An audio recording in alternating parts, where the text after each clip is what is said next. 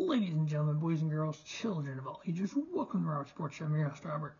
Alright, one thing I want to start trying to do a little bit more of is some driver spotlights. We're going to spotlight some of the drivers in the NASCAR Cup Series, Xfinity, and Truck Series. And these spotlights are going to be non-champions. So anybody that's won a championship, I will do a champion spotlight when the season is over with of all the champions in the Truck Series, Xfinity, and Cup. So the first driver spotlight is going to be William Darrell Wallace Jr., Bubba Wallace. Born October 8th, 1993. He started racing at the age of 9, racing Bandoleros and legend cars. In 2005, he won 35 of 48 Bandolero races. From 2007 through 2009, he was in the Euro Stars Late Model Series. In those 3 seasons, he started 29 of the 48 races, 1 win, 8 top 5s, 12 top 10s. In 2010, he joined the NASCAR Drive for the Diversity program. He began racing for Rev Racing in the K&N East Series. He won his very first K&N East race at Greenville, South Carolina. In 2010, he finished 3rd in points. 2011, he finished 2nd in points. And then in 2012, he finished 7th. His time in the K&N East Series, 36 starts, 6 wins, 16 top 5s, 25 top 10s, and 4 poles. In 2013, he moved up through the Toyota Development Drive for Diversity program, drove for Cobb, Busch Motorsports, and in the Truck Series. He won his 19th ever truck start. In his 2 full seasons with KBM, 2013 and 2014, 44 races, 5 wins, 14 top 5s, 26 top 10s, 3 poles, 8th and 3rd in points. In 2015, he left the Toyota Development Program, Drive to Diversity program, and moved over to Roush Fenway Racing in the Xfinity Series. He made 6 Xfinity starts for JGR when he was part of the Toyota Development Program from 2012 through 2014, had 4 top 10s. 2015, full-time in Xfinity with Roush Racing, 2015 and 2016. In those 2 seasons, he had 6 top 5s, 25 top 10s, 1 pole, finished 7th and 11th in standings. In 2017, he was on his way to an amazing season. He was 4th in points after 13 races. Unfortunately, lost a sponsor. Our sponsor pulled out of the sport. Obviously, it's hard to run a team to that level without a sponsor. So Roush ended up shutting down the number 6 car, Xfinity program. Without a ride, he ended up getting a few cup races in the famed number 43 for an injured Eric Almirola. He ran 4 races for them, and then in 2018, Eric Almirola moved over to Stewart-Haas Racing. Bubba Wallace took over the number 43 for Richard Petty Motorsports. He drove that 43 2018 through 2020. During that 2020 season, rumors started coming out that Denny Hamlin and Michael Jordan were going to invest in Richard Petty Motorsports with Bubba Wallace, and Bubba would still be the driver of the 43. Denny's talked about this before on different shows, on the podcast, I think it was, and maybe on one of the interviews, that he called Michael Jordan because they're friends. They've been friends for a long time, and asked Michael if he heard the rumor. Michael hadn't, and he shared the rumor with him, and one thing led to another. They're like, why don't we team up? Why don't we build our own team? And that's how 2311 got built. And then they announced late in 2020 that in 2021, 2311, Michael Jordan, Denny Hamlin, Bubba Wallace is the driver. Also in 2020, we all know what happened at Talladega. 63 garage stalls at Talladega. Uno rope tied like that. The fact that, yes, the video evidence came out later that it had happened sometime in 2019. So the spring race in 2020, somebody was in that garage stall and didn't notice it, didn't see it, didn't think 2 things about it. Unfortunately, the fall, one of the members of the team, not Bubba himself, Bubba was not even in the garage, saw it, reported it to NASCAR. Things happened. NASCAR informed Bubba Wallace of it. We all know the fallout from that. We still have fallout from that, unfortunately. Bubba did nothing wrong, because we all know there is a divide in this country, period. And that needs to end.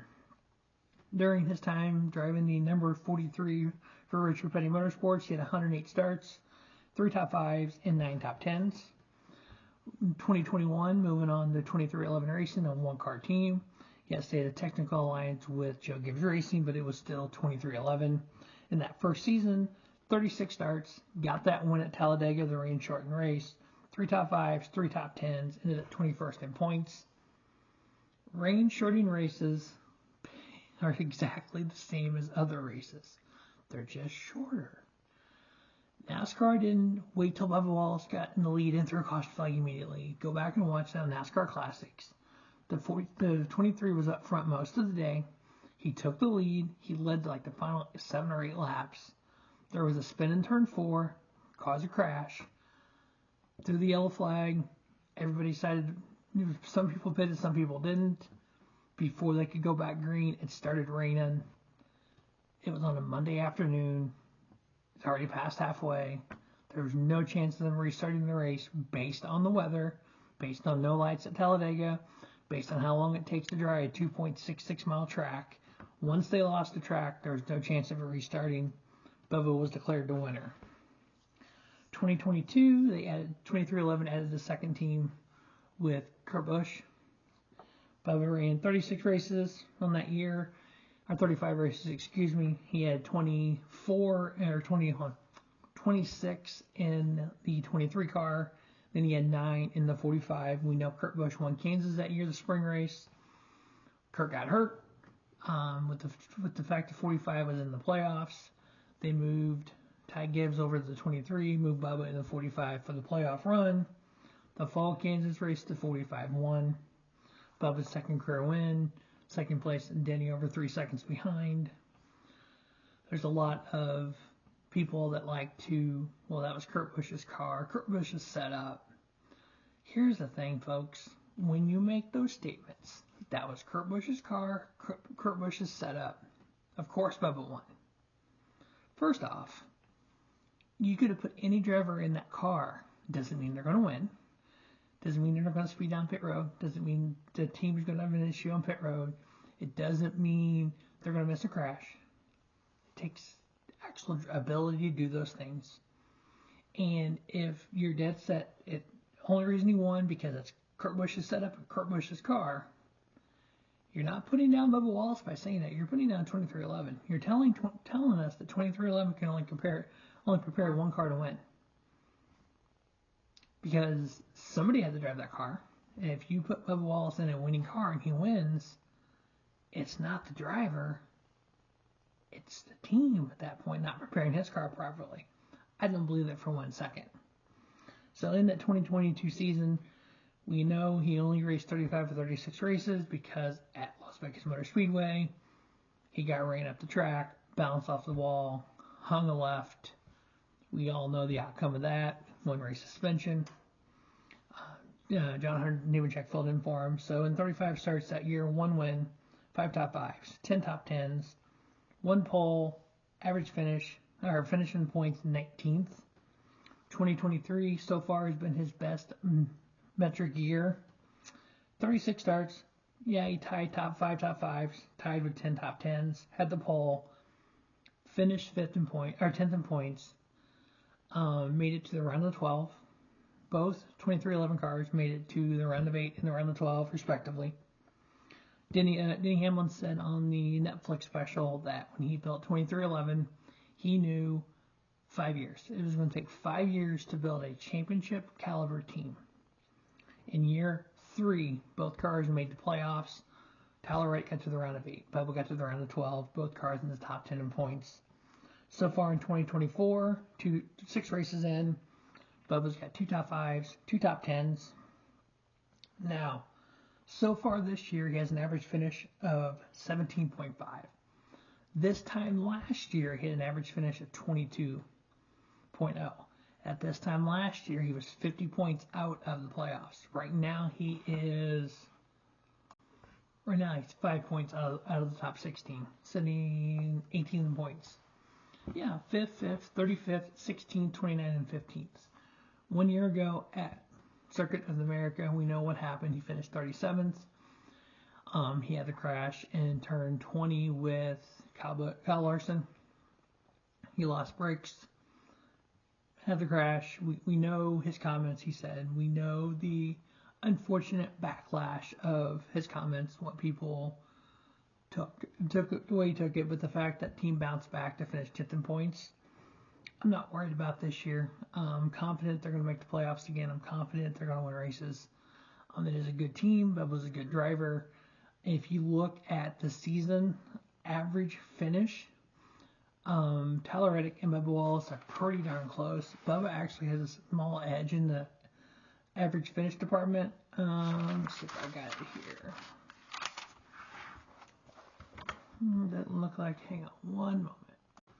Bubba Wallace has the average finish of 17.5 so far through 6 races. Tyler Reddick has an average finish of 17.67. So 17.0 for Bubba and 17.67 for Tyler Reddick. Bubba Wallace has an average running position of 19.1. Tyler has an average running position of 15.4. So those two team cars are pretty darn close. In the overall power rankings that I've done, check out the top 10. Right now, Tyler is 14th, Bubba is 17th. And my power rankings are based on average running position and average finish. So the first driver spotlight of one Bubba Wallace. Stay tuned to Robert Sports Show. As the year goes on, we'll have more driver spotlights, and we'll have the champion spotlights when the season ends. As always, thanks for watching Robert Sports Show, and don't just have a great day. Have a spiffy day. Robert Sports Show, your YouTube leader, sports content.